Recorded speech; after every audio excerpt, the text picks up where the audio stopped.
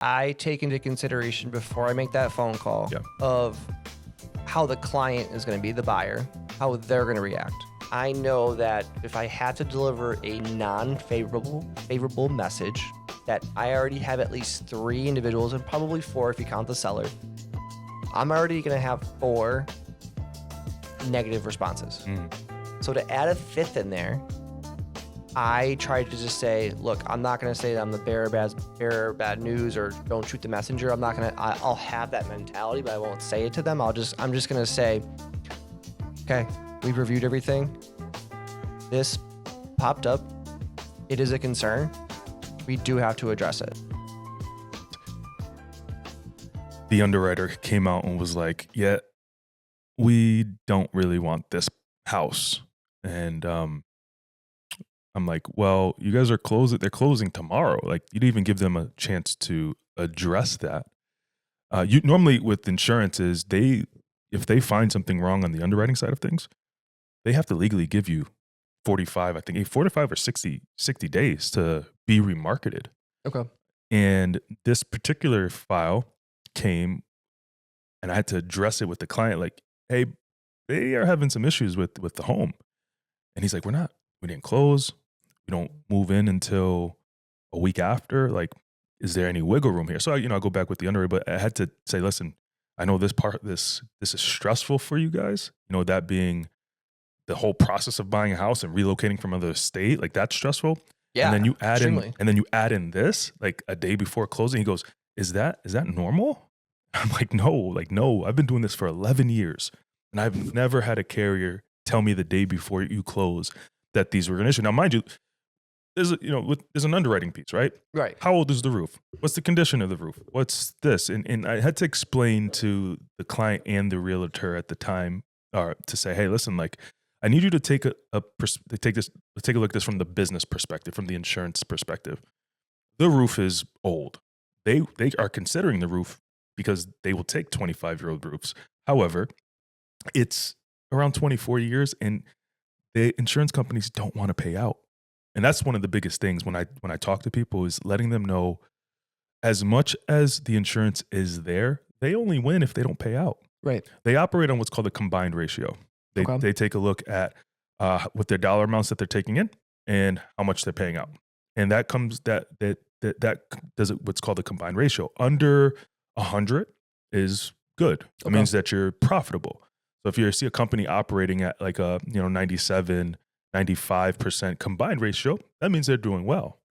So when I try to explain to them, like, hey, like, yes, okay, well, the roof looks good, and you can have a roofer come out and they can say that it looks great, the insurance companies do not care. Okay. So they're looking at it as like, if this roof has some wear and there's a winter storm and there's some ice damming, well, what's that going to cost them to pay out?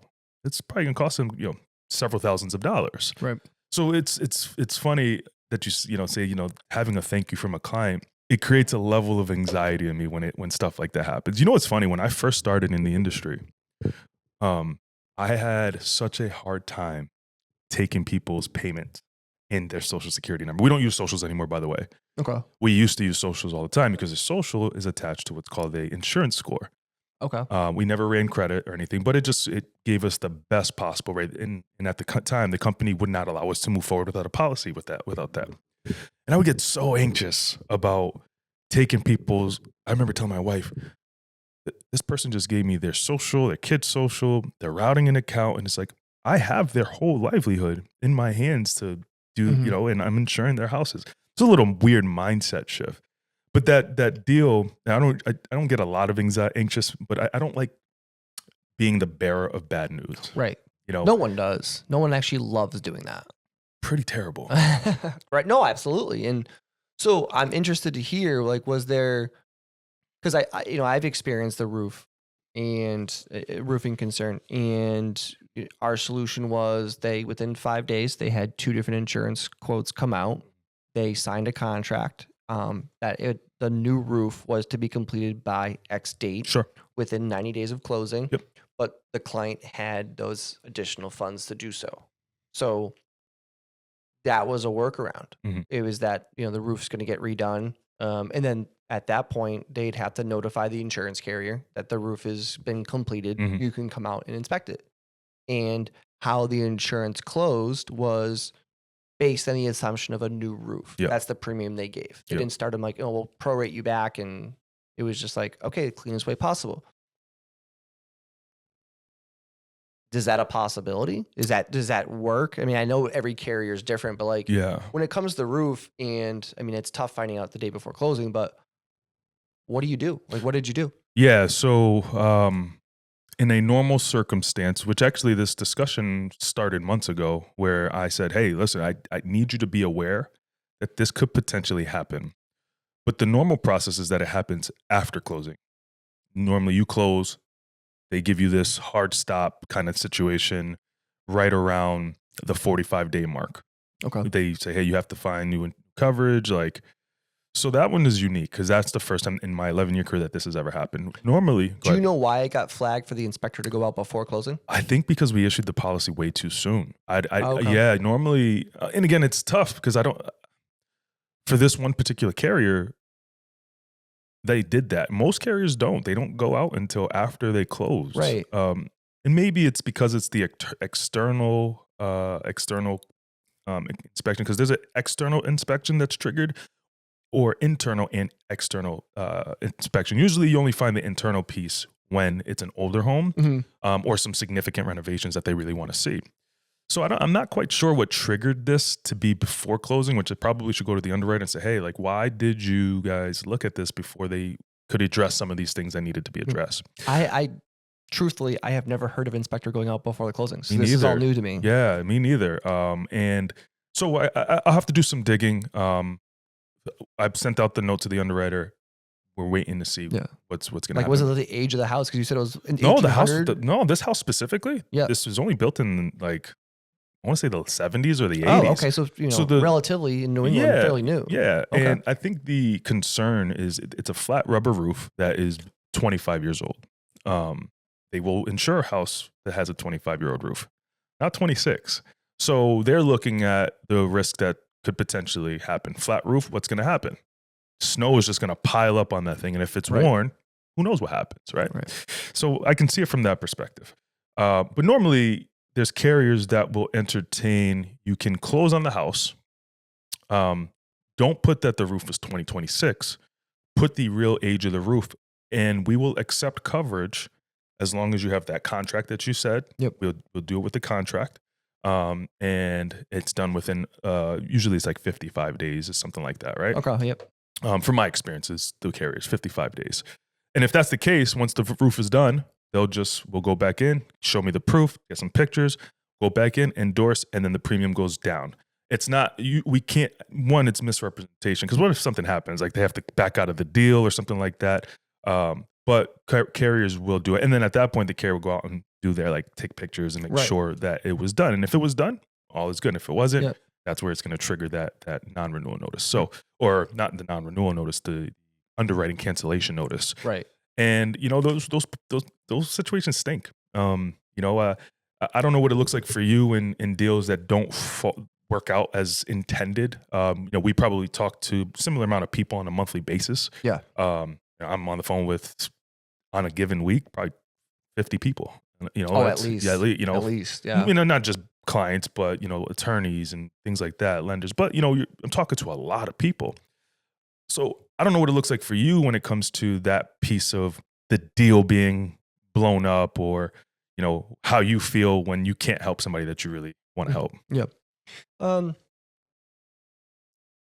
More times than not, it's a circumstance outside of our control. Yeah. It's very few and far between that it's something that wasn't given to me or presented to me, because I call it an interrogation. That's just me being hard on myself because I'm asking a lot of questions, so I know the full story. But when it's something out of our control, and right now the biggest thing is it's tough right now with the market. So listing price is X number, we're going to go above, and then it doesn't appraise. Yeah. That's probably the biggest one, but you can still walk away from the buyer can walk away from the offer, say, hey, can we renegotiate one of those two features? Or, I do have the funds to, and I will go forward. And it all depends on how the contract's written too. And that's part of the buyer's team communication with the realtor, myself as the loan officer, and then the client, what they feel comfortable with going over asking price with an appraisal gap. And, when we get we'll have to ask when we get a realtor on here, like, hey, can you go over that? Cause I think that's a big misunderstanding out there, is that appraisal gap waiver. And so like, that's a big thing to talk about, but that's one of the hurdles that we're seeing from the mortgage financing perspective, is that appraisal difference. Yeah. If it doesn't appraise to the purchase price. In terms of the insurance aspect, I think condo is a big topic right now. It will be for the next 12 months. Real quick in condo, another story that I'm dealing with. I have never dealt with the PUD ever. Never. In my 11 years, I don't even think I've even heard of the PUD. Planned unit development. That just kind of popped up, and there's a specific requirement for insurance on that. So I'm learning that piece, but that's another one that I'm dealing with, that it's the client is unhappy with the response. The PUD, there's a master policy. Yes. But trying to explain that the master policy doesn't have ownership of the structure. Correct. Is really hard to articulate to someone, because they feel like, oh, well, if there's a master policy, why isn't this a condo? Well, listen, even though your unit's attached to another unit, you still own that part of that structure. Right. So that piece is new to me. And I guess there's requirements on the lending side too. So, this is all like, I don't like, and this is just the human side of me. And, we are human, right? Yeah, absolutely. I think on a day-to-day, right, when we're doing things, we're crunching numbers, we're typing away, and we're looking at our phones. That's very robotic, right? It's autonomous. We know what to do, how to do it, what to do. Yeah. But when the deal gets turned upside down in a situation like that, and you have to relay that news, I also humanize, like, man, that stinks. Colin, do you bring the human side? Like, do you share that with your client at all? Or are you stoic with your approach? I don't want to say I'm stoic with my approach. I take into consideration before I make that phone call of how the client is going to be, the buyer, how they're going to react, how the buyer's agent, and then in return, listing agent, from a realtor perspective, how they will react. Yeah. I know that if I have to deliver a favorable message, that I already have at least 3 individuals, and probably 4 if you count the seller, I'm already going to have 4 negative responses. So to add a 5th in there, I try to just say, look, I'm not going to say that I'm the bearer of bad news or don't shoot the messenger. I'll have that mentality, but I won't say it to them. I'm just going to say, okay, we've reviewed everything. This popped up. It is a concern. We do have to address it. Mm-hmm. I'm going to already have a solution in play, or solutions in play to review. I need to explain those. This is our path forward. If there is no path forward, different conversation. I'm not trying to be stoic. It's a realization. First thing is, the client's put in an earnest money deposit. Do I get a chance to get that back? What does that look like? Does it become a legal battle? How is the contract written? Do I need to talk to the attorney? All of that's already thought about. Mm-hmm. So I don't want to say I'm stoic or, emotionless. Mm-hmm. It's more the reality of the situation. Correct. Because we're talking big dollars. Yeah. So if I in some way sugarcoat it or try to say, hey, this is just a part of the process, we need to have a conversation. We need to make a decision. What is the best possible decision for you based on the solutions I have? Or do I just walk away? Because ultimately, the result of whatever's occurring is now impacting 4 lives, or potentially more if it's a family and everything, like the buyer, buyer's agent, listing agent, and seller. It's impacting a lot of lives. So to have that conversation, will it get bad reactions? Yes. I will say more times than not, when I have to deliver not good news, how I go about it, the response I get a week or 2 weeks later is, that must have been tough for you, but I'm glad the way you handled it was the way you handled it. Because I haven't experienced that before, or, it could have been worse. It could have gone even further. It would have made it even harder. Yeah. I'm not trying to, my thought is I got to try to stop the avalanche. Sure. I do have, before we go, because I know we got to wrap up soon, just a 2 minutes. I think this industry, especially when you are early on in it, you're very prone to making mistakes. I think attention to detail is probably one of the highest asset that we can have. Absolutely. Your first mistake, without going into detail, how'd you overcome that? Honesty. Just straight up. I was just like, I've never. Yeah. It was to this day the hardest loan I ever had to do. A tax document, Schedule F for farmers. Yep. I was an accounting major. I don't think we even reviewed the Schedule F as a tax document. Sure. Like we just skipped over it because it's so far and few between. But I was up in New Hampshire. There's not many farms up there. You come down to agricultural Connecticut, there's some farming towns, true definition of farming town. So, very successful farmer. I've never looked at the document before. There was very complicated. There was multiple Schedule Fs that passed through and all this, I won't go too much into the mortgage or accounting jargon, but what it ultimately ended up being was a misunderstanding of how we can calculate income to qualify for the loan. Didn't work. We had to restructure it, impacting interest rate. Client wasn't happy how much their payment went up. That's on me. Could I have double checked with the underwriter, triple checked with the underwriter before presenting the interest rate? Yep. Yes, absolutely. But it was being fully transparent. Ended up doing the refinance years later. Yeah. Yeah. So it was one of those things of just sheer honesty. Yeah. Owning it. Yeah. Because if the one thing that I learned young, my teenage years, if you point the finger at someone else, there's 1, 2, 3 pointing right back at you. That's right. So I learned that if I try to do this, it's really me. Yeah, for sure. And more times than not, a person doesn't get angry at you. They're upset at the situation. If I physically caused it, yes, it could be at me. But if I caused it and I have a solution to resolve it, that's a better approach than just saying, hey, here's the problem. Yeah. So number one, I think, again, takeaway for those who are listening, the value we try to bring is for guys who've been in this industry for over a decade is transparency is key. Yeah. Be transparent, communicate, rip the Band-Aid off, even though, and usually it sounds like it was in your mind at the time was probably worse than it actually ended up becoming. I beat myself up for a week over it. And like through the closing, I was like, I don't think I smiled during the closing. And it was just like, I know what I put this individual through. Right. But they were happy. Yeah. Which is, I should have thought that was the ultimate goal. But like real quick, just from your perspective, give me an experience for you where, you mentioned that roof one. You it sounds like you found a solution for that one, or tried to. We're trying to. It's a current situation right now. We're trying to do that. How about one that you could overcome, and what did that look like from the transparency communication aspect? Can you think of one on the spot and just brief overview of what it was, and then what was that experience like? A, communicating it, but B, getting that resolution, and how was that for the client? Yeah, most of the mistakes or the stuff that blows up a deal, the client isn't the one that really is the one that comes at me. It's usually the loan officer. You could say it. It's usually the loan officer.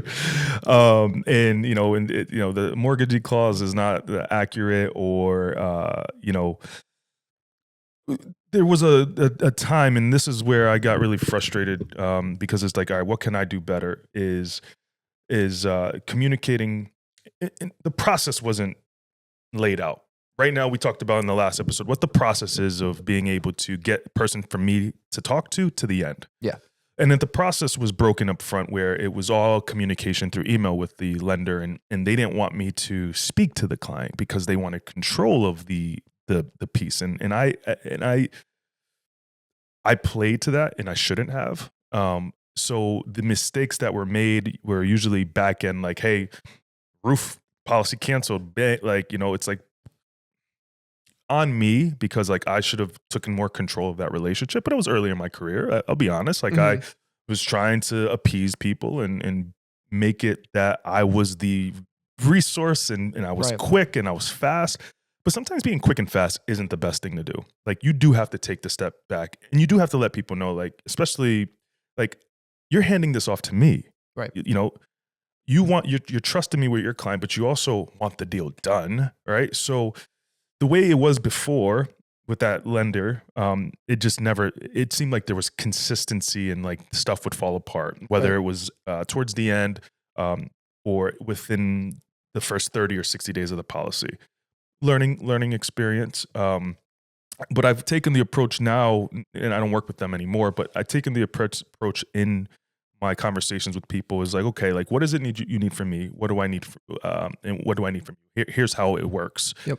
And that's, again, the transparency piece. I think as you get older and as you fail, looking at failure is the kind of how I approach it. Like, I've failed so much in this business that I've had to learn from it. Correct. And if I'm not trying to learn from it, then I'm being ignorant and my career is not going to go where I want it to. Mm-hmm. So a lot of it is just being reflective of who you are as a person. Like, do you want to be known as the reputable insurance agent or the mortgage loan officer? Do you want to get deals done? And are you okay with losing? Because you are going to lose. Right. So that mindset is...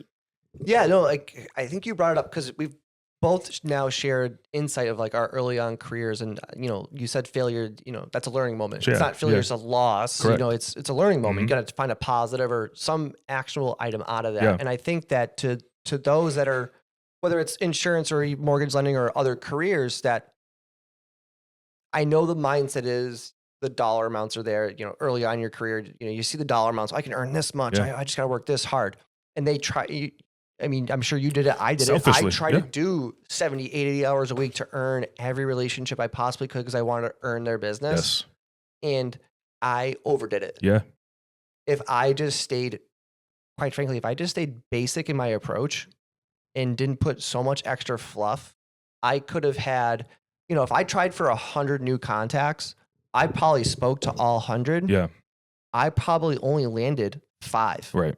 If I kept it basic, say I only talked to 25 or 50, Mm-hmm. I could have given that personal approach, I probably would have landed 10, 15. Yeah. Now, for sure. having that over the life of, 14 years in the, doing some form of residential lending, that would have been a different catalyst. Whereas, there was during the pandemic, there was some reinvention of my career because of that, because I didn't do it to start. So those that are just starting their new career or still 2-3 years in, don't think that you have to knock it all down and but just make sure you build a strong foundation of how you want to be for your career, but of yourself too. Yes. And that's one thing. I mean, we both just shared it that, we were trying to do so much early on. I don't want to say it burned a bridge, but looking back on it now, I wish I slowed down and just really focused on how I can be actionable and achievable realistically than just like, sky's the limit. Yeah. You know what I mean? And I think just even to that point, and we'll wrap up, is if that is the case, be okay with that, right? Because if you're ambitious and that's how you operate, be okay with it, but learn from it right away. Yes. Don't think that those moments are defining moments of your career, whether you win or lose. Because if you win, you go on a high when you win. You are going to lose. This business is very much this, and this, right? It's very much, you're going to have really good years. You're going to have really good months, really good days, but you're going to have some bad ones. And you need to learn from it. And, I think going back to the question as we close out here, it's the mistakes will happen. Mm-hmm. Even to this day. I mean, mistakes happen. Like, I'm not perfect. I strive to be, like, I want to be perfect, but things change rapidly. People's personalities are different. So what might look like a mistake in your eyes might not actually be a mistake in that other person's eyes that you're dealing with. So that's just the nature of this business. So this is oh, go ahead. Yeah. There was one thing that, it's I've heard it a few times on a podcast, and I'm not taking credit for saying this first. And I forget who said it, because I watch so many different videos and stuff now from a podcast perspective, but to your point that it's those failures or losses, the one thing that I keep hearing on a podcast that it keeps coming up in other videos is that nothing changes if nothing changes. Yeah. Like, right. that is, okay, I made this mistake. What could I have changed? 100%. It could be something small, it could be something major, but if nothing changes, nothing changes. 100%. So that's, the deals that fell through, or like even the ones that I did close, and I'm sure you feel the same way, that if you had a tough one and it was tough to get over the finish line, what could I have done proactively? Yes. Or what step could I have gotten ahead of this? What could I have said? Yes. Could I have pushed back with the underwriter, the realtor, the loan officer to say, hey, no, that's not, we should do this. I've experienced this before. This is how I, had success, or I experienced this tough aspect. I want to have a different result this time. So, to lose a deal or to have a deal fall through, or even to struggle through one, have some fun after the fact, like learn from it, because it's an opportunity. Yeah. And that's the biggest thing. So. And I think you'll agree with this. We understand that when you're early in your career, 1 year, 3 years in, 5 years in, one deal means a lot. So I understand that the one deal that we're trying to close, or the 2 or 3 that we might have as as we're building our relationships in the funnel, that means a lot. So this is episode 3 of the Handoff. I'm Paul Martinez, insurance agent. Colin Lacey, mortgage lender. And we're here just to provide valuable information for all parties. Make sure you like, subscribe to the channel, and share it with a friend if you saw that this was valuable to you. And follow us on pretty much all platforms that we'll be on. And we'll catch you next time.